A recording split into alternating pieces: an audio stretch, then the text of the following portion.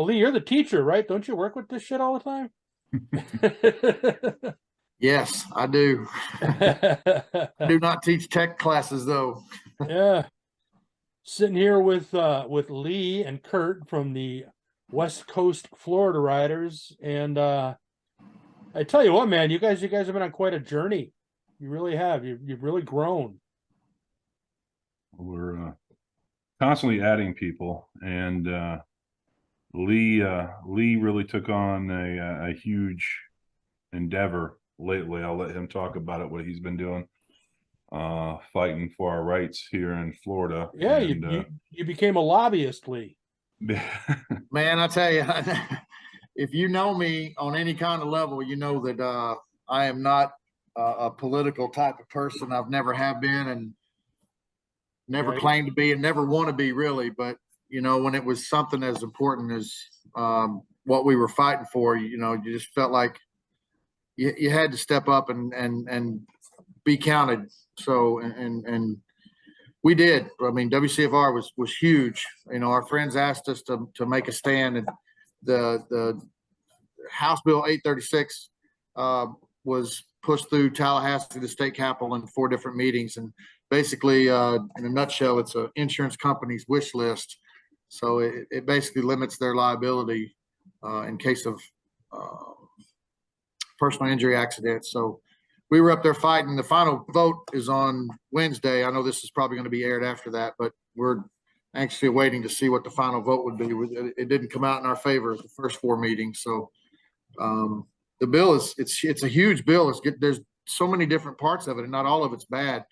But you know, if it's a type of all or none situation, then the couple bad bullet points that are in there, really, you know, if they could take those couple things out, then it would be great. It's actually, you know, in spirit, it's got some great ideas, but you know, like I said, if it's an all or none thing, then we'd have to say no to it. So we were up there in solidarity. We took about 50 bikes up there 2 weeks ago, and then a week ago we took another 30 bikes up there to Tallahassee. So we all stood in the House meetings and in the Senate meetings, and like I said, stood in solidarity. So it was quite an experience to see. I heard it put best, to see how the sausage is made, so to speak. So to get that behind the scenes look. So. Oh yeah. Well, I mean, I'm a member of ABATE Wisconsin, and I've lobbied at the state capitol many times. In fact, they were up there today in Wisconsin doing what they call the lobby day, and they'll get upwards of 400 or 500 bikers will show up. Yeah. En masse, and it sends a big message. Especially when you get a bunch of cordial bikers, friendly, willing to talk, willing and passionate about their cause, and that kind of startles people a little. Right. But that's good. I mean, at least you guys had a good chance to ride. Oftentimes, like here in Wisconsin, I doubt many rode unless they were close, because it was, right. God only knows how cold it was. But, Sarasota was a little nippy up there. That when you guys went up there that first time, I was watching the weather. Of the 3 trips, we had beautiful weather, all but one, and it wasn't rainy at all, but it was cold one day. We left here and it was in the low 40s. So, which I know to anybody from Wisconsin, that's like, probably t-shirt weather. But down here, us thin bloods, that was cold when we left that day. I was going to say that's Florida cold right there, and that's plenty cold for down here. Yeah. Yeah, I hear you. So, did you get up and talk, or were you one of the speakers? I was scheduled to get up and talk, and we had to come home. I had to leave early because we had our events going on last week. So the last session that I went to started at 8:30, and we thought it'd be over by 10:30 or 11. And at 11:45, they broke for lunch, and they still hadn't got to our bill. So West Coast Florida Riders did speak. We had somebody speak in my place and speak in my stead. So we did get our word in, so they know where we stand at. That's good. It's important. A lot of those numbers, I don't know if you when I first heard all that go down, I sent you a message real quick and said, hey man, for those people that can't get up there, have them call them on the phone, because that really adds a lot of weight to it as well. Yeah, and that's what we've been doing here in the 13th hour. Is we've been emailing all of our senators and the governor and just trying to persuade them to at least consider some amendments to the bill. Mm-hmm. Or at least pull them out, or at least consider some amendments, something that we can do just to kind of make it a little better for the biking community. Yeah, that's the problem. Like Lee was saying, is we were sitting there listening as they were debating back and forth, and I looked at Lee at one point. I was like, I really don't know if I'm for or against it, because I mean there were so many good things, but they have so much wrapped up into it where it should be dissected and gone through as different bills, because there's some very good points for it, but there's some horrible things against it, and that's why we were there against it. But unfortunately, they just glommed it all together in one bill, and it's it as it stands now, it only favors the insurance companies.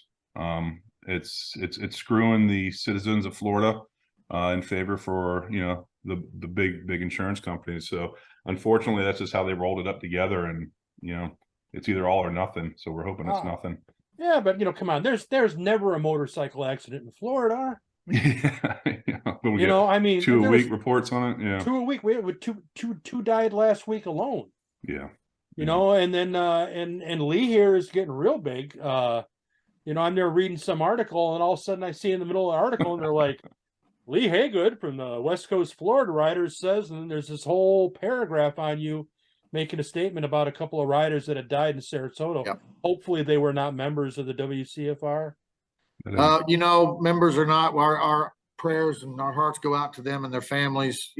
We've said it a long time ago when we first started, like, if you live here, whether you're on our Facebook page and you follow us on social media or not, if you're here, you're a West Coast Florida rider, because you live here and you ride. So even if you don't follow us, you're still part of the community. So tell you what, man, I was down in the Keys about a month and a half ago, and I saw a couple of people with your shirts on down there. Oh, awesome. Yeah. So, you guys, you've grown. Like I said, in the beginning, when I first moved here, we bought the house in 2020. You guys just started in 2017, I think it was. 2018. 2018, Yep. And it really started to take off about 2021. And I remember a couple episodes that I told you guys about them. I actually talked a little bit of smackety smack about you. I heard You did, and then I owned up to it. And then you owned it. And then we came around, and I'm like, we keep bringing you guys back around again, because you keep on getting bigger and bigger, and you're putting out the numbers. And you go to a bike night with you guys, and it's an event, man. There's bands rocking, and there's booths going on. You got it's all sorts of stuff happening, and it's kind of cool to have this organic thing growing via social media here in the biker community. I mean, I'm sure there's hog chapters out there that wish they could do what you guys do. Well, we're very proud. We work hard. It's a labor of love. We, just for the what we can bring to the community, like you said, through social media, it's just been amazing. And we realized a long time ago that, we're not every rider likes to do everything. Some people like to bar hop. Some people don't. Some people like to go on a day trip. Some people like to go on long out-of-state trips. Yeah. Some people, they started bending their arms about a year into it. So you should do some charity stuff. You know what? You're right. We should. We do all that stuff. No matter what kind of rider you are, if you like to go to bike nights and you like to bar hop, okay, we got it. We do it. We have people that do that. If you want to go on a 300-mile round trip ride on a Sunday and just grab lunch somewhere, we do that too. If you want to go on a big out-of-state trip, we got our WCFR getaway coming up in June. We're going to the Ozark Mountains in Arkansas. We're going to be gone from June 5th to June 11th. That's a 1,100-mile trip one way, and then we're going to ride through the Ozark Mountains while we're there. So we're probably going to looking at maybe a 3,000-mile trip when it's all said and done. Charity work. We've worked with 5 or 6 different charities, raised tens of thousands of dollars for different charities over the course of the last 3 years. And we're doing one, we're working with one now to raise money. So whatever it is you're looking for, I guarantee you WCFR has got it. You're not going to like everything we do, but you're going to like something we do. Something of what you do. You guys got resources too. Yep. I mean, so hats off to you. God love you. I'm glad you're doing what you're doing, and you're providing a nice environment for a lot of the riders around here to get together and not feel like they've got to be locked into one type of thing, Yep, exactly. And doing a lot of stuff up north lately too, up near you, Kurt. Oh yeah. No, yeah, I see you guys do a lot of stuff up near you. Oh yeah. We got we have one of our 4 bike nights we're doing a month now. We have up here actually next week up at Kicking Wings in Hudson. Mhm. Probably one of the best darn bike nights I think going on in the Tampa area, minus our other one down at Showtown. But Right. yeah, I mean it's going on next Tuesday. This will probably not air before then, but we got a great band, Soul Circus Cowboys playing. We've been last couple of months we've been tracking well over 300 bikes a night there at it, so it's booming. It's got some momentum, and more people keep showing up every month to it. And then heck, if you really want to go ride in Florida, you need to come up my way anyways, up in Pasco, Brooksville area. You're going to finally see some hills and turns. Well, you got the whole tail of the gecko up there, you know. Yeah, actually that's down your way, isn't it? I thought it was up near your way. No, but it's got a huge area, man. It seems to Yeah. be It like starts in North Manatee and ends Yeah. in South Hillsborough County. yeah. Yeah.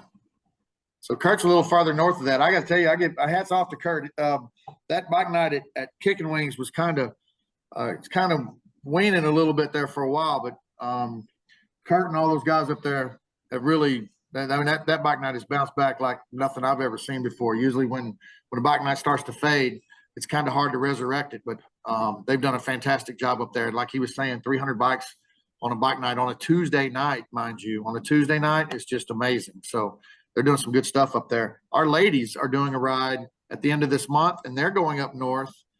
They're starting in Manatee County, going up north, up to Sleepy Hollow. So if you've rode around this area for any amount of time, you've heard of or been to Sleepy Hollow. So they're going up there on Sunday the 29th. So Kurt said all the pretty riding's up there, most of it. So Well, I mean, you're still. I assume you're still in my area, Lee. I know you would move from where you were at.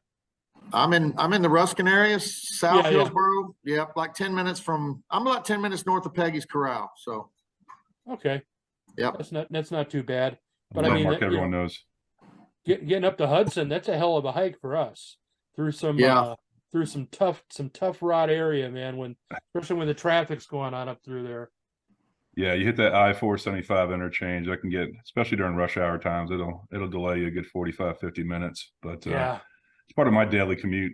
I work down near Lee's house, so Oh, it's geez. just, and then for 10 years, twice a week I had to travel to Orlando. So something I'm always used to, just putting the miles in. So it doesn't feel that bad to me. I only feel it when people are like, hey, I was like, come up this way. They're like, it's too far. I was like, you sons of bitches, man. I told Lee, I'm down your way 5 days a week, man. Get your butt up here once. I'm going to tell you, if Kurt is Mr. Consistent. If there's an event going on, you can bet your last dollar he's going to be there. He hardly ever misses event, and he drove down to our bike night in Port Charlotte, Black Widow, and traffic was a mess. And he knows the time I'm talking about. Kurt, how long did it take you to get from Hudson down to Port Charlotte? It was a 3.5 hour trip. Yeah. Well, I mean, I-75 notoriously stacks up in Sarasota area. Yeah, Yeah, I think crazy. we probably hit about 5 different wrecks and got detoured 3 different times. And I was in the truck, had 2 ladies and a guy, and they were all on different peeing schedules. So I don't think we missed an exit where we didn't have to pull over. So I'm like, just pinch it. We'll make it there in an hour. Yeah, I mean, there's some good riding, but as we all know, I mean, it's not like you're not going to go like right along the coast. I'm going to take that iconic ride along the Florida coast. Yeah. Well, plan on sitting in traffic or plan on not seeing a damn thing because there's a high rise or a rich person's home in the way. Yep. And we're in season now, so traffic is like 3 times what it is in the summer. So it's really bad now, but we choose to live here. So it seems worse this year right now than it has been. It's been that huge influx of people moving into the state. I mean, you got, we're just getting bombarded.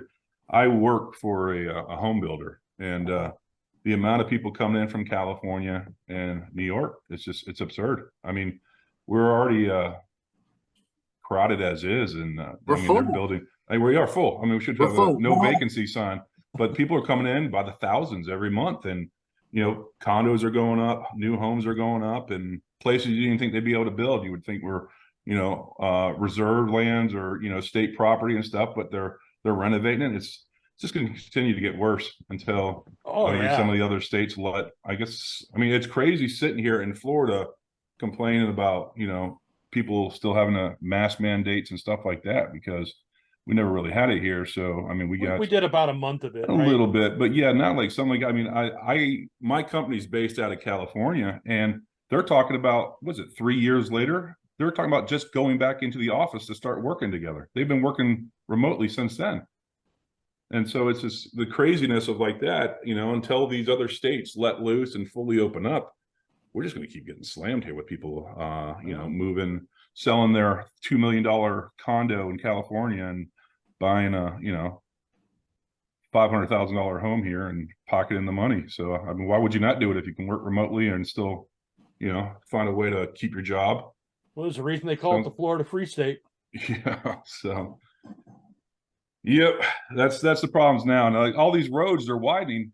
Another year or two, it's going to go back to right where it was. So, well, yeah, I know. I mean, you go out in like eastern Manatee County alone, and just all the new huge subdevelopments that are going in.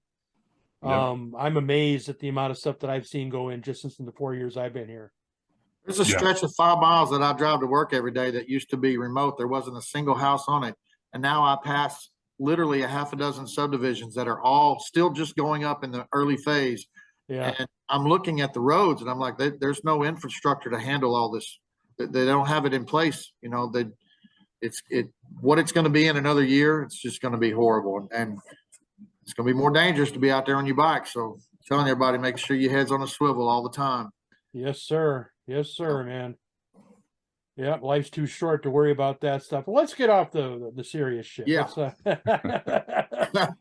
I recently had an author friend of ours. You're very familiar with Dutch. Yep. And Dutch and I we've gotten to be pretty good friends here. I had him on the podcast, and he gave me some books, and he gave me this book called The Righteous Ravens, and I'm looking at the cover, Lee, of the book. Now, you were on the cover of the third one, and then you got your wife there on the cover of the fourth one. How do you feel about that? Man, her cover looks a lot better than my cover. Let's just put it that way. So we all know that's true. No, I hey, Dutch called and said, hey, I need Melissa to be on the cover along with these other girls. And, what am I going to do? I ain't going to tell him no. So he got them all out in front of Peggy's corral down there, and they set the scene and took some pictures, and one of them ended up on the cover. Have you read the book? I'm just getting started on it. Actually, when school starts, I'm so busy I can't. It's hard for me to find time to do anything else. So I reserve all that extracurricular stuff for the summertime. We're almost there. So I've got through the first 3 books. I'm on the 4th one now. Yeah, I mean, Dutch is kind of psychotic when you think about it. All that stuff's coming out of his brain like that, and Dutch is a very unique individual, and we all love him for different reasons. He is a very unique individual. That's for darn sure. He's a good shit. So, what else you guys got going on? Well, we got our trip to the Ozark Mountains I mentioned earlier in June. So you can win that trip for free. We got 2 cabins reserved on Beaver Lake and Eureka Springs. You can win a spot in the cabin and your food and your gas all paid for. You just got to buy a raffle ticket. So we have an Etsy store. If you just search for West Coast Florida Riders, you can buy your tickets online. And if you can't go on the trip, we're also raffling off an AR rifle. So get your tickets for that too. We're going to do the drawing in about 5 weeks from now. We're going to do that drawing, and the trip's in June. All the money's going to benefit Everyday Blessings Foster Home in Lithia. That's where we did our Christmas event at last year. So it's a foster home. They take in kids that have been removed from their homes due to neglect or abuse, and they put them up and give them a home until they can find a permanent one. So it's a great organization.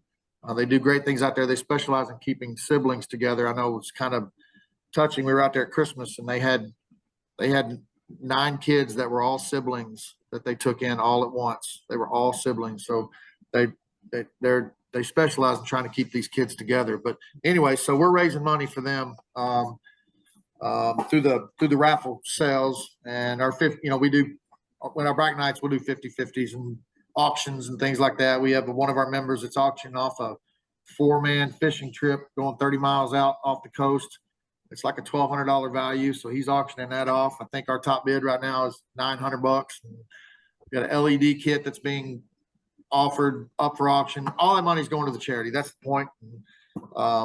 We owe all of that. We couldn't be able to do it without our sponsors. So we got several sponsors. We'll let Kurt name off the sponsors. For the Ozarks trip, we got quite a few sponsors. Number one, as always, Fran Hosh. Huge supporter for our group. I don't think we could do half, if any, of what we do without her always being there and providing support and backing us up on things. So if you do need a personal lawyer, make sure Fran Law is the one you call first. Also, Harley Davidson Newport Richie. They stepped up. They have come in as a vendor and a co-host for our bike night up here in Hudson. We got to talking, and they heard what we were doing, and they really wanted to get involved. So I didn't ask. They offered. They said, we want to be one of your sponsors. So they stepped up huge, and they've been a great partner to work with. Flash, I can never say it right. Lee, help me out. Flash Coat Power Sports? Flash Coast. Coast. I always mess it up.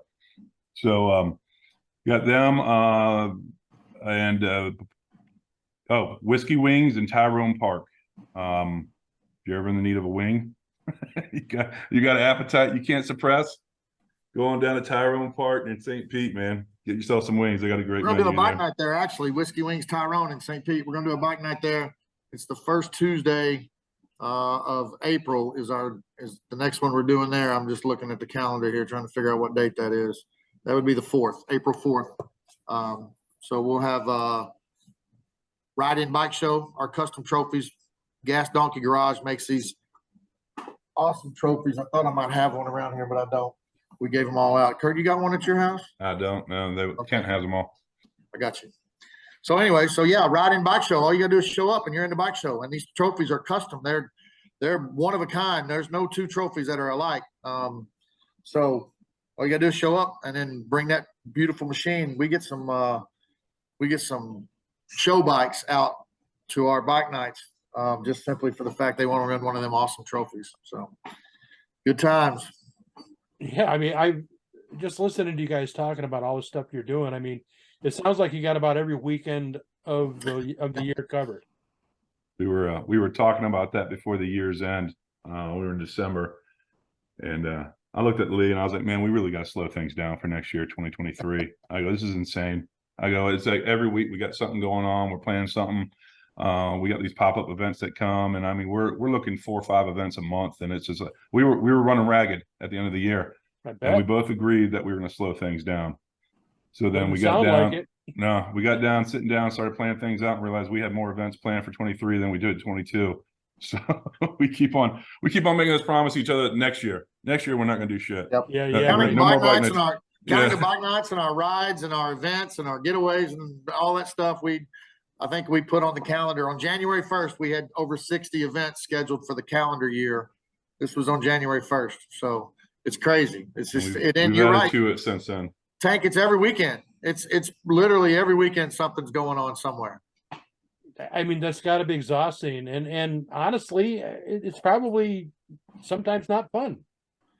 Sometimes it's a labor of love, but sometimes it's still a labor. But I'll tell you, our management team, that's why we got so many people on our management team. In addition to Kurt and I, we got 6 other guys that help run the show. You know, I said it the other day, they're the straw that stirs the drink, if you will. So, you know, each one of them takes over 1 month and does the ride. We have a ride series where we do one big ride inside the state once a month. And each guy takes one every month. So you only have to do 1 or 2 for the calendar year because somebody else has got the other one. So Kent did one last weekend, and Kurt and I, neither one was able to go. So, but that was okay because we had one of our other guys there leading the ride. We'll have one in April and one in May and so on. So yeah, we got a great team. Tell the gecko. Yes, Kent did tell the gecko. That's right. Yeah. Nice. Do you guys find yourself to be a little bit of minor celebrities? Like you go into the people are recognizing you? Did you get that, Lee? They asking for autographs yet? No autographs yet. So I'm still waiting for that. But if we show up at a place that hosts bikers or that are biker friendly, yeah, Kurt and I run into quite a few people that know who we are. So it's kind of crazy. Not that that's what we're after, but it does happen. And sometimes I just pull the blinds down, lock the doors, and say, okay, nobody's coming in. I gotta burn a timeout now. Peace out for a couple days. I got a story like that really humbled me. I was up at a local bar here, just hanging out. Just wanted to grab a drink.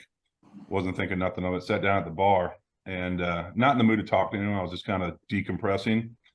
And this couple comes into the bar. You could tell they were bikers by the way they were dressed. And all of a sudden I hear the lady say to her husband, or her male companion, "Oh my God, is that Sully? Is that Sully? I think that's Sully." And I'm just like, "Oh crap, here we go." So I took a deep breath, took a sip of my Jack. I leaned over and I said, "Hey, how you doing?" She goes, "Excuse me." She goes, "Is that a Sully tattoo on your arm?" Like that. And I realized, I was like, dude, you got the biggest goddamn head right now. You need to relax. They didn't know who I was. They didn't know they didn't know I was Kurt with WCFR. They just saw a Sully tattoo on my arm and they were trying to figure out if that's what the tattoo was for. I went home, told my wife, and she's like, "Dude, you gotta get over yourself." But I mean, within our group, it's a great group. Everyone's friends. We all buy each other's drinks and stuff like that. It's always a fun time. But yeah, you got those weird things every now and then when someone come up. And, you get these people. A lot of people on the site that just watch. They don't get involved every now and then, but every now and then you'll come across them. They'll say hi. "Hey, Lee, how you doing, man? Good to meet you."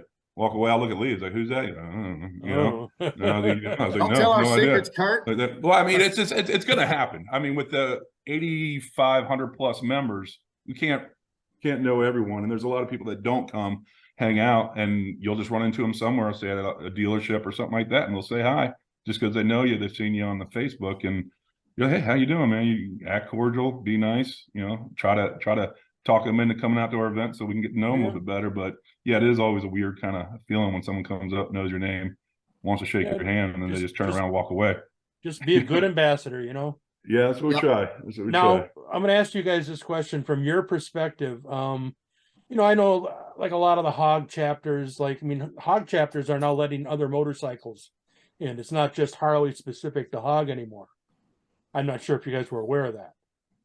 Didn't know that. No, surprising. Yeah, but they have opened it up because, and like in Abe, Wisconsin talks about this, the aging of the American motorcyclist. And, they're not getting any younger, that's for sure. Now, do you see a lot of younger people coming in through you guys and being part of your social group, or is it, what's the average age, do you think? Our average age is probably 40, I would think, 40 and above. I mean, I think like most people, when I was a kid, I started riding. I was on a crotch rocket, we have some people with them in our group, but not a lot. It's mostly cruiser styles. It doesn't matter what brand. But I think with that age, the cool thing to ride is a crotch rocket. So we don't see a lot of the 20-year-olds coming in our way. If they are, they're usually family members. But yeah, I would say we probably average late 30s to, up to mid 50s is probably our average age range right there. Yeah, that's probably about our demographic here in the podcast. That 50-year-old boomer, that's we're post. I hear. Boomer. Yeah, well, I was born in '62, so I was right at the end of it. So so yeah, you are. So you're seeing like an older group, like you can see a lot of young youth coming in. Yeah, We see a few younger ones come through every now and then. I'm doing what I can to bring the median age down, being as young as I am. But then I got to give a shout out to my son. He just turned 16 in May. He got his endorsement in December, and he's out on the streets riding now. So he's he's got a little rebel to begin with, but he's going to outgrow that probably within the next 6 months. But he's getting some miles behind him and getting that experience. And he's only 16, so he'll be on a Harley too before long. That's a good ass rider. Lee posted a video of him doing about an 8-foot wide U-turn. Yeah, actually, I saw that video. I was impressed with it as well. Yeah, especially it's even for a good rider, it's not easy to do. Right. I have trouble. I told him when he was riding, I think I looked at my wife and he was doing all the drills. And I was like, little sucker's going to be a better rider than I am. So, and it's true. He's, but he grew up on the, with the skateboards and that one with the only one wheel, whatever it's called, and he's got all kinds of balance and everything. So he's going to be a good rider. He already is a good rider. He's going to be a great rider.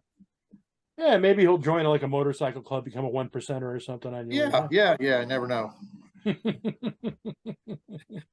Yeah, and you say that like the bad thing. It's not a bad. Of course not. Nope. We got friends in that world too. Oh, I'm sure. I'm sure. Oh yeah. I mean, I really I dig the Florida biker scene. It's really chill, and I think that's because you guys don't have an off season. Yeah. Yeah, it's perfect for riding if that's what you want to do. I mean, It's, sometimes you where might have else to you throw gonna some, go? you might have to throw your chaps on, you might have to throw your leathers on, but at least during the daytime, it's probably going to be 60 degrees and sunny, and that might be a little cool, but Right.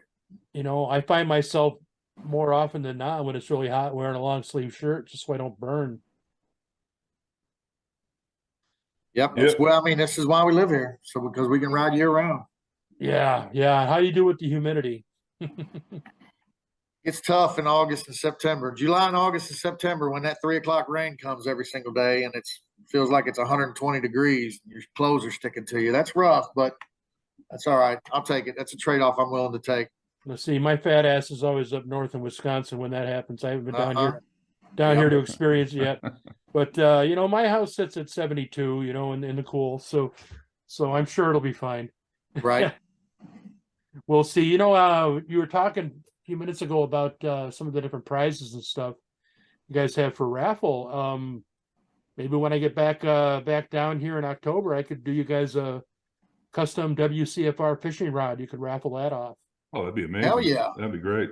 Do a black and white, Absolutely. get your logo on that, and we'll raffle that sucker off. Shit yeah. Oh yeah, man. We'd appreciate that. That'd be great. Yeah, I'd start it now, but I've already got some work reading right up to the end, and I'm gone here third week in April, so Uh, I'm going back up north. You guys planning on other than your trip to Arkansas, are you going to get up and out like you did last year? Trying to figure out when your next strip club ride is. Get up that way. Strip Club Poker, July 26th. Is that what it is? July 26th this year, yeah. put that on the calendar, Kurt. Yeah. We'll show you some hospitality, man. Right. Definitely. You really should. It's a good time. And Wisconsin's a fun state to come ride in.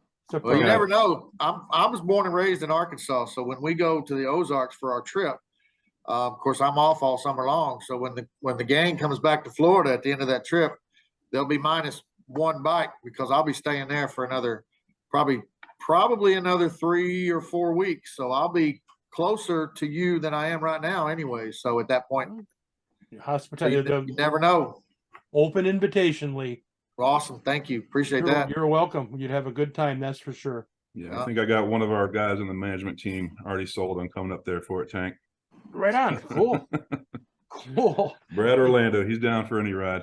Oh yeah. I met Brad. He's a pretty good dude. Yeah, he's awesome. He's awesome. Yeah, the whole group is pretty cool. You still got that guy coming around. Where's the dog? And he's got the big walking stick. No, I think he became the road, or he was the road captain for his MC that he rides with, and he's been spending a lot more time with them. We haven't seen him in quite a while, so we did our we did our WCFR next ride, and just so happened his MC went rolling by when we made our stop. I thought he was pulling in to see us, and he just kept on going. So he's out there riding with them, and we haven't seen him much lately, but wish him the best. He lives like north of you, doesn't he? Yeah, he's up in Ocala. Holy crap. That's another, 60 miles north of me. But that dude was everywhere. He was, if we had an event, he was there. Yeah. Yeah, well, those that like to ride, that get out there and do it. There's some that just go crazy for it, Yep. But so you guys, anybody got any new bikes, or are you still riding the old ones? What's going on with there? I think since last we talked, I traded in my Road Glide for a newer one. I think you were in the process of doing that. Yeah. Yeah, I was talking about it, and I finally pulled the trigger on it. First new bike I ever bought, and I hate it. I don't like. I mean, it's got those pods up front. It's got the liquid cooled. I bought it just because it's the only time my wife will ride is on the Glide, and just because it's more comfortable. So I figure if that's the bike she's on, it better be the safest one. So it's got the anti-lock brakes, the link breakage, and everything. And so, but it's just, I feel there's something missing. I mean, the bike nearly drives itself now. So the old one, I'd hear rattle, I'd get scared, I'd look to see what was falling off, or it was just, I mean, it was a 2013, but compared to what they sell nowadays, it's a world apart of the technology on it, and it's built-in navigation and everything. It's a nice bike, don't get me wrong. I'm fortunate to have it. First world But problems. yeah, exactly. But yeah, it's just everyone. What do you think? What do you think? I was like, nah, I wish I would have kept my old one. Well, So thing I hear about is the throttle by wire takes a little getting used to. my old one had throttle by wire too. Did it? Okay. Yeah. The 13s had it. I think they switched around 2011 or something, I think is when they switched over, but I had it, so I'm used to it. So that wasn't a big change, but it feels foreign. I've had it for almost a year, and I just haven't quite gotten used to it. And Stop. I feel bad. I feel bad for you. I know it sounds silly to complain about a brand new bike, but there's that disconnect that I had with my old bike that maybe in time it'll come around. But meanwhile, my 05 Softail, I come home to a puddle of oil underneath it the other day that was like 3 foot wide. It was like a 3 foot by 3 foot puddle of oil. I blew a gasket out of the primary and the transmission both. So that one cost me a few $100 to get fixed. And then the fat boy I'm riding stranded me in Daytona last weekend after bike week was over. I had to have it trailered home. So that was right after you gave your interview. Oh yeah, the interview that Tank mentioned. Interrupted it was in the paper. Our biscuits and gravy. Right. So what happened to the Softail? Well, the gaskets blew. The seal blew out of the primary, so they just changed them. They changed them all over. Oh, right. But your New fat fluids boy, and all that stuff. The fat boy, yeah. fat boy. That's basically a Softail too. It was almost it was almost as much user error as anything. So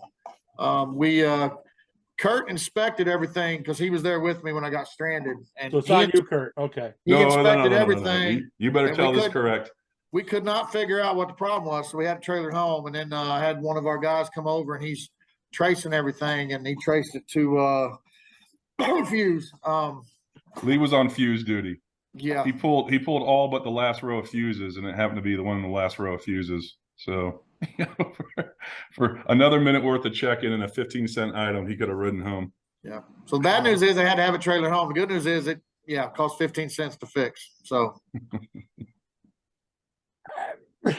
yeah, I know you got nothing to say. I don't either. I didn't want to say it. I got it happens to the best of us. I got a question. Doesn't Dirty always shit on Softails?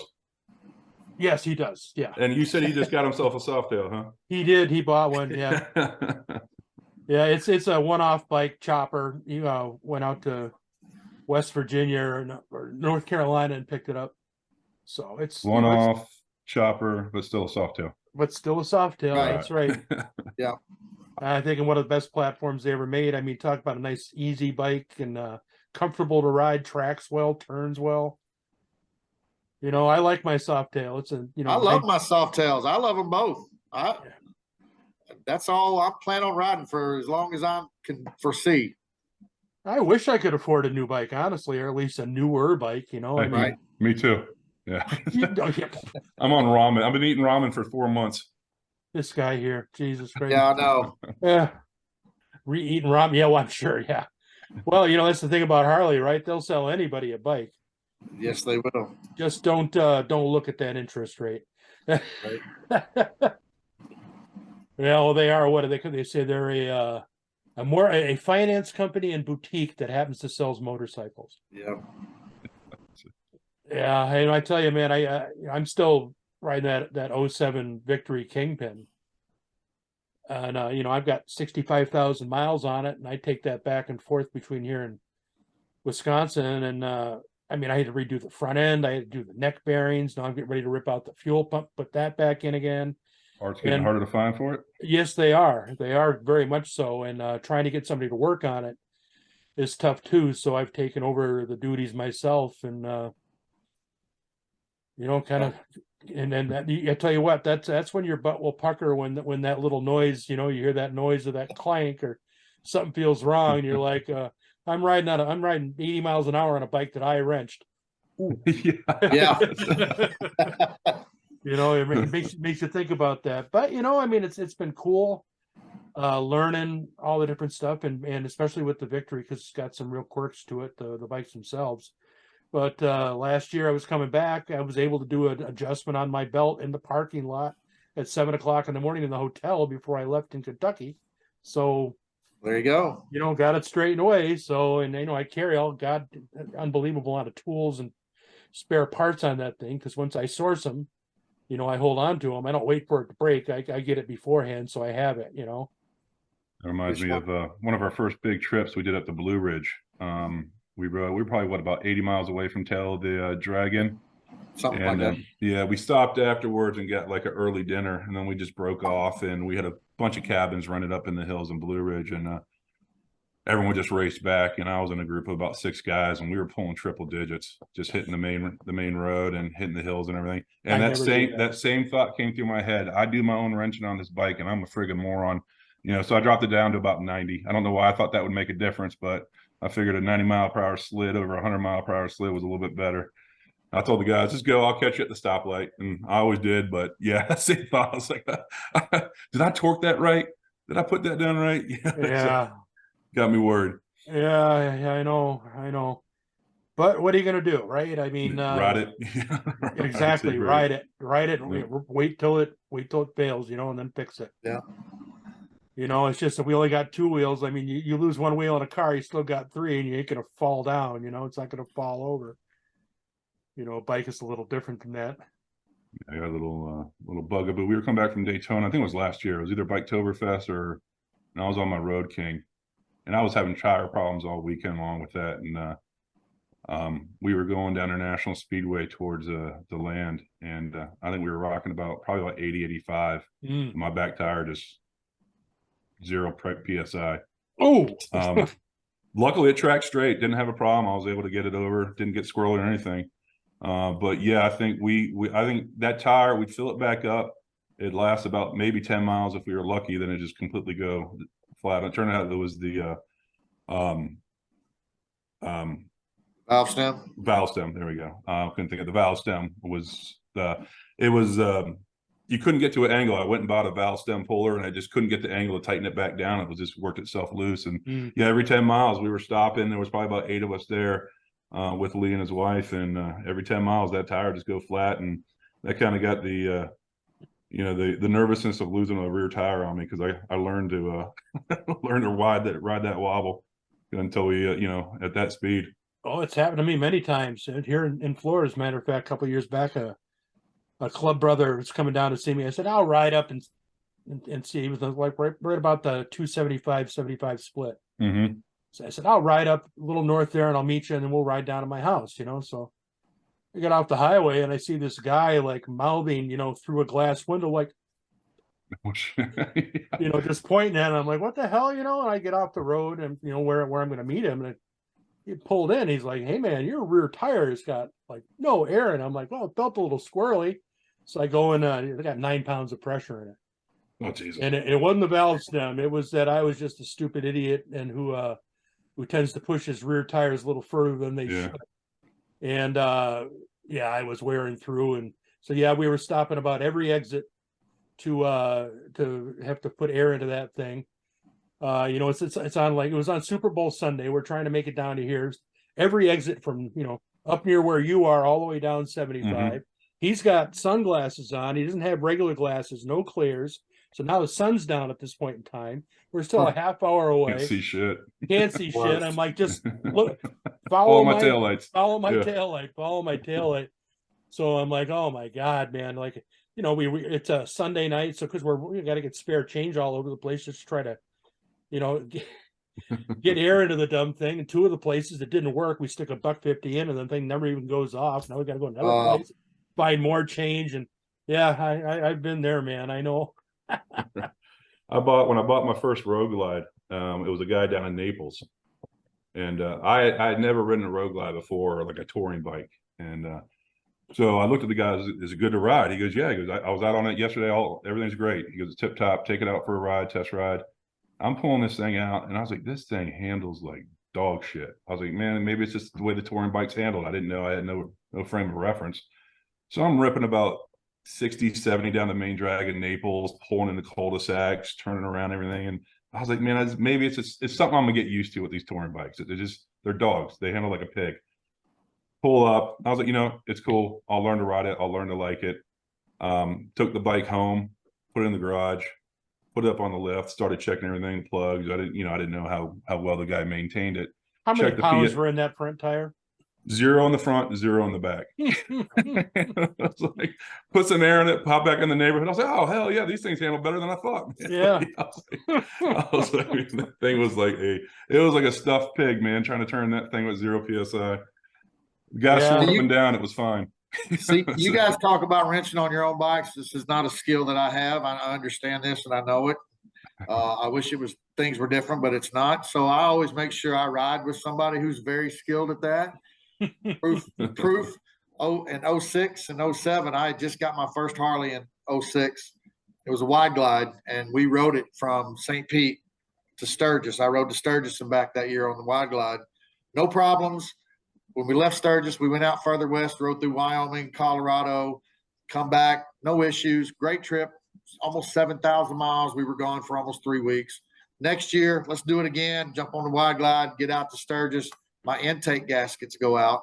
It's sputtering and spitting and coughing, and I didn't know what was wrong. But the wrencher that I had with me that I rode out there with, we rode over to J&P Cycles. He said, and the guy at J&P said, it's your intake gaskets guaranteed. So he sold us some, $10 for some gaskets, whatever it was. So we go out in the parking lot. My buddy, who's the wrencher, starts taking it apart there in the parking lot. Now, I could do that. mind you, if you've been out to Sturgis, the weather can change on a dime and you never know what you're going to get. Well, it was 110 degrees that day. So he's out there and we're just pouring sweat. And I can't do anything to help him because I don't have those skills except go get him a beer when he gets thirsty. So I'm on beer duty all the time. So he gets it all put back together. And the last turn, he rips the new gasket again. And we have to go back in and buy new gaskets and start all over again. But he got it. I'm going to tell you, he got it. Papa Smurf, that's my buddy. That's my boy I rode out there with. He fixed it right there in the parking lot, JP. I'll never forget that. So got to make sure you either know how or you ride with somebody that knows how. Yeah. I got a buddy with a shovel head. He could change his head gasket in the parking lot if he had to. Yeah. Wish I had those skills, but those left me. My assets lie other places, I guess. It's good skills to learn, especially with $90 an hour for labor, in a lot of these places. That's the truth. Oh yeah. Yeah, it is tough. There's some things that I will bring it out for, like I'm not going to tear into a transmission, right? But yeah, I'm bad with rear tires. I know that. That's why I'm going to get those. I'm going to get those valves before I go up north, that I can just get the app on my phone and look at the phone and it'll tell me what my tires are at. Right. That way I don't have to, okay, I'm going to have to lay down on the ground and, check the tires and then find out that they're fine. And then I got to get back up again, for laying down on the ground. This way I can find out I have to lay down on the ground or not, Yeah. So good idea. Yeah. And I travel with all those, like you talk about, Kurt, you talk about the valve stem tool and kit. I got a whole valve stem kit. Yeah. The whole thing goes on the bike. I've got a tire kit on there. I've got air compressor on there. I got an extra fuel pump on there. I got 2 clutch cables in my saddlebag. I've got clutch cable repair kits in the saddlebag. Yeah, that same weekend where I had that valve stem, and me and Lee were laying in the parking lot of a mechanic's shop, putting a plug in the tire. And I swear to God, I thought when that tire went down, I thought the plug blew out or something, or it didn't hold or something. And we pulled up to the next gas station, and air's coming out of the valve stem. I was like, "You got to be kidding me!" Yeah. How does this happen? So stopped at a Pep Boys, and they had that kind of T-shaped one, and I got fat spokes, and you couldn't get but 1/8 of a turn on it, so that wasn't doing us no good. And I was like, all right, well, I was like, do I throw a bunch of that what's that tire gunk in there and hope it holds? Yeah, that goop, man. But I didn't care. I wasn't going to be the one changing the tire, so yeah, but I did it, and it didn't work. Didn't help at all. I have been there when the mechanic is taking those off and they swear a lot. That stuff. Oh my God. Yeah, my guy was like, "What the hell were you thinking? You know that stuff doesn't work." I'll do. We were desperate. We were trying everything. I've never done that. I can plug a tire. I've plugged plenty of tires, but I ain't never. What is it? Fix a flat? Is that what you're talking about? Fix a flat. Yeah. That's the stuff. Yeah. Well, Lee scared the shit out of me. We were putting the plug in. He's like, "You got any lube?" I was like, "Dude, we're just trying to fix my tire here, man." Yeah, yeah. I didn't know didn't know you that well. Yeah. Yeah. He's like, "No, because I swear I use lube to get the plug in there. It goes in easier." That's why you've been over. I was like, "That's one way to use it, I guess." Yeah, use a little soap. That'll usually There do you it go. too. Yeah, those plugs will work though. You know, I mean, but I don't know how I'd feel about plugging a front tire versus a rear tire. You know. I've never plugged the front one. I've plugged the rear and rode on it for Yeah, same thing. 1,000 miles. But I'll fuck with a rear tire, but a front Right. tire, I mean, if I see cracks in it, if I see, I get down there and Yeah. tread anything, change it out. yep, Because they're nothing to take off and get put back on again. Rubber's Right. expensive, man. I was riding a rear tire with 3 plugs in it at one time. Didn't think nothing of it. It's like what they're getting for damn tires nowadays. Well, I mean, as much as you ride too, I'm sure you both put some miles on your bikes. I mean, it's not like some of these guys are putting a rear tire on and getting 2-3 seasons out of it. right. I'm going through 3 tires a year, Right, yeah. So that gets cheap. That's not cheap after a while. Right. Well, let's say the only thing cheap about a motorcycle is the amount of gas you put into it. That ain't cheap no more either. No, I was I know. just Sheesh. I know I'm looking at the gas prices going back up again now as I go up north, and I'm like, man, when I first started making this trip back and forth, it was about $100 in gas between, from here to there. Mm-hmm. And then it was about $200 between here and there, and then Yeah. then it's about $250 between here and there, and it's getting up there, man. What is it, about 1,100 miles? for you? Just shy of 1,400. Is it? Okay. Yeah. That's a good trip right there. It is a good trip. It's a good 2 days. I break it up into 3. Yeah. Yeah. Yeah, because I'm old. I'm 60 now. Ain't nothing wrong with that. 3 days of riding. Hell yeah. I'll do that for sure. Oh yeah. Now, will you ride by yourself, ride with just a friend, or ride in a big group? Which one do you prefer? All the above. It's funny because we get a lot of people that, we're not going to ride with WCFR because we don't want to ride in a group and they have valid reasons, and I get it. We get not only new riders to the group, but new riders in general. So they don't want to ride with people that don't have a whole lot of experience. I get that. But how do you get experience? You get experience by riding, and you're only going to get better at group riding by group riding. So yeah, and provide those people some constructive feedback, Absolutely. So I enjoy riding in the groups. I really do. Some people don't. I also enjoy riding with just 3 or 4 of us, where we can get out and we can twist the throttle a little bit. You don't have so much concern for everything that's going on in the group. Right. And sometimes I just like to get out there by myself, and I ain't got a care in the world. And what cares I do have, I get to let them go for a minute. So I don't care as long as I'm behind the handlebars. It don't matter to me. But we do it all. That's what I'm saying. How about you, Kurt? Same as Lee. I love it all, but I really love a solo trip. I took one a few years back. Went up to like Nashville, New Orleans, back. I think it was, I don't know, just shy of 2,500 miles. Did it in right around a week. Spent a couple days in Nashville, New Orleans. And it was therapeutic, man. You're on there, you don't have to worry about no one else. You pull over when you want to pull over. You see a road you want to ride, you ride it. There's no committee on what you're going to do. I came back, and I was clear headed. Everything that was bogging me down before was gone. I resolved it because I had so many miles on the road to think about it. I love that. But like Lee said, man, it's like, man, we get a group like we did at Gibtown, 236 bikes. So yeah, something like that. It was over 230. That's goddamn awesome. Rolling up there with that many bikes behind you, you're just, it's something cool about that. And it's a feeling I never get used to. And I hope I don't, because it was so much fun doing it. Mm-hmm. Me and Lee were just smiling ear to ear. Like, oh, this is freaking It was awesome. badass. Yeah. It was amazing. I put a call to arms out there. I said, our record was 131 from last year, 136, whatever it was, 130 something.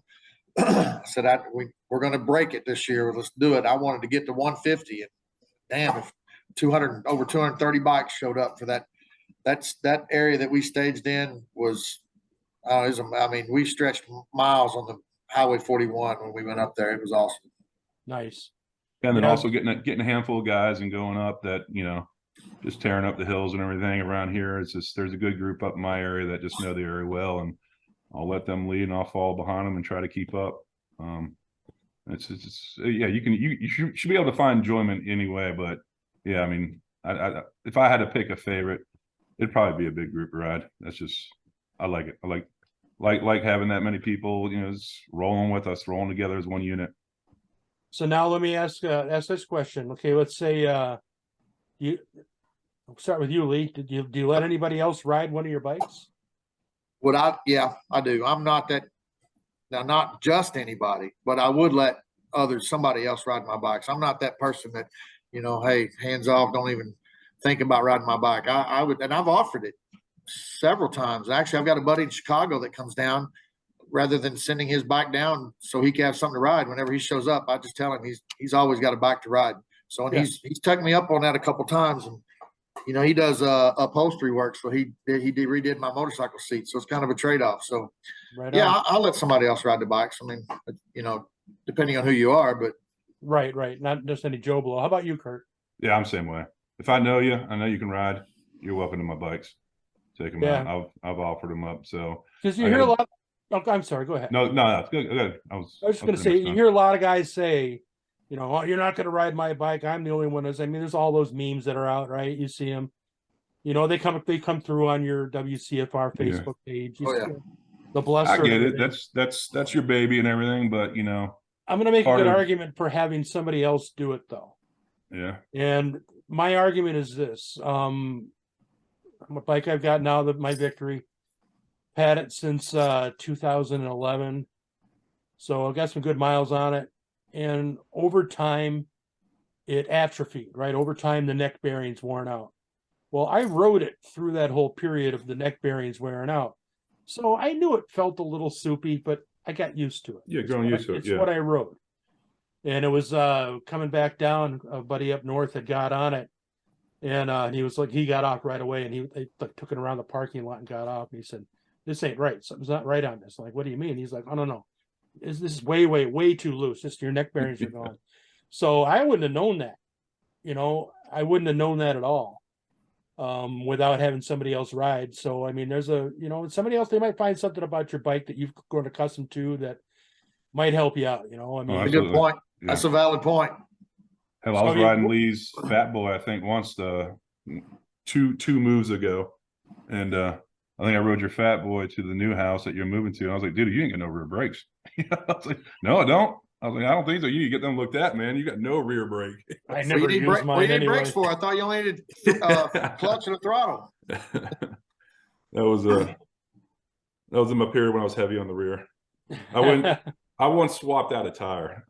Embarrassing to admit. I used to be so heavy on the rear brake and too light on the front. I've since learned my ways, but there was one time. I mean, for a period, Lee can contest this. I was locking up my rear all the time. I was like, I think I got a bad tire, man. This thing, it's falling apart on me. It won't grip. I rode it for a little bit longer, and then eventually, man, something dawned on me. I was like, I don't think I'm using enough front, and kind of fixed my issue. But I don't know why or what caused it. But I got so heavy on the rear, I was locking that tire up all the time. I can't count how many times I slid halfway through an intersection. It's just you lapse in judgment, you get in bad habits, and next thing you know, you're riding like shit. So you reassess what you're doing wrong. Very true, man. Well, guys, it's been great talking to you. Catching up with you. You guys are doing great work. You're branching out. I mean, you do so much for the community here. You provide a real good riding environment, riding society for them. Fucking golf clap, man. Hats off. Thanks, man. Appreciate that, man. This from a guy who was talking shit about you at one point in time. So it wasn't that bad. Right. I watched it. You didn't talk to me. Oh, yeah. And you guys got called Rebs the last time we were on here. Remember that with the comments in YouTube? Yep. Yeah, you know what? That's all right. Like I said, hey, you're not going to like everything that we do, but you're going to like something we do. And I didn't. We're not out here for show. We ride. No, you guys do. No doubt. You're the real I deal. remember Yeah. you came to one of our bike nights. That's when we were Yep. still at Ferg's, and I called you on that. You I did. didn't mind that someone called us a rub. I minded that You minded you liked the comment. Yeah, I was like, But the thing call with me the thing rub all you want. I told you though, YouTube pulled my comment. YouTube pulled my comment. In fact, like they're onto us right now. YouTube and and Spotify, they're starting to pull some of our content. We're starting to get throttled here. Good. What happened? I noticed on Apple. I don't know if everything gets posted right away, or y'all been We've taking your had time putting them out, or on the audio versions of it, we've been getting really throttled. See, what Really? happened was Wow. is Spotify bought Anchor, and Anchor does all like the different platforms and stuff. And once that happened, we went into a lot of scrutiny along with some others. And so yeah, we've yeah, they're onto us. So yeah, we'll get back into it. You know, we've been doing this for a while. I mean, we're talking to you guys here now, or I am. It's Jesus, 136, I think it is, 135. You know, it's a lot of talking. Yeah. A lot There's of one thing I wanted to bring up before we bring this to an end. Yeah. Weekend of May 19th, correct me if I'm wrong, Lee, that is our anniversary party. And it's up at Scooter Haven. I always call it Inverness, but I'm pretty sure I'm wrong. Is it Inverness? Close to it. No, English. Inglis, yeah. Yeah. So that whole weekend, Friday through Sunday, is our anniversary party. Everyone's welcome to come up. They got primitive camping, RV spots, cabins if they're still available. We got Hypersona coming to play Saturday night. It's going to be a hell of a party. So if you're in the area, come on up and say hi. It'll be a great time. Rumor has it there might be a stripper pole and body painters there. So I don't know if that's true or not, but I'm buying an airbrush off of Amazon, and we're gonna so You know, if you had me a stripper pole. Exactly. We talked to Lou, the owner out there, and I said, Lou, we got a couple requests, strong requests. So those were on the list, and he said, yeah, absolutely, he'll make it happen. There's a bar, we go to it every year up on Lake Koshkonong, Wisconsin, and they do this paint on bikini contest every year. how many times you won? None. But yeah, they go and paint on bikinis. And one year, one chick, she did all our club colors as her bikini. We didn't even know who she was, just But yeah, hell of a lot to be said for that contest. Yeah, I'm telling you. Another golf clap. Yes, hats off to those girls. I'm telling you. Make sure you join us at Roscoe's Chili Challenge or Chili Cook-Off Challenge Fest once a year. If you haven't been there, Tank, you need to come. It's a great time. Same kind of idea. It's just nothing but chicks and airbrushing. So it's a far out.